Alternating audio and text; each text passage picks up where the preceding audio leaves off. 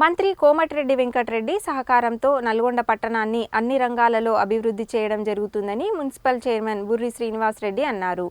Clock tower చౌరస్తాలో వెలుతురు సరిగా లేకపోవడంతో అనేక మంది ఇబ్బందులు పడుతుండడాన్ని దృష్టిలో ఉంచుకొని శక్తి పోల్స్ ఏర్పాటు చేస్తున్నామని చెప్పారు.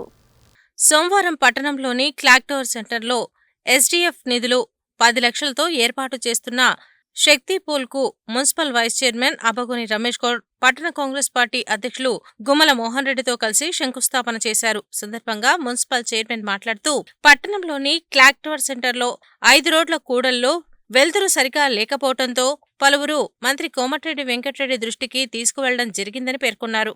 మంత్రి ఆదేశాల మేరకు శక్తి పోల్ను నిర్మాణానికి శంకుస్థాపన చేయడం జరిగిందని, త్వరలోనే ప్రారంభించడం జరుగుతుందని తెలిపారు. ఈ కార్యక్రమంలో రేగట్టి లింగస్వామి గౌడ్ తదితరులు పాల్గొన్నారు. ఈరోజు నల్గొండ క్లాక్ టవర్ సెంటర్లో గౌరవ మంత్రి గారి ఆదేశానుసారం ఈరోజు శక్తి పోల్ 10 లక్షలతో ఏదైతే క్లాక్ టవర్ సెంటర్ 5 రోడ్ల కూడలి, ఈ కూడలి వెలుతురు సరిగా లేనందున కొంతమంది ప్రజలు మంత్రి గారి దృష్టి తీసుకురాని ఇమీడియట్గా ఈరోజు 10 లక్షలతోటి శంకుస్థాపన చేస్తాం. 10 రోజుల్లో పూర్తి చేసి ప్రజలకు అందుబాటులో తీసుకొని వస్తాం.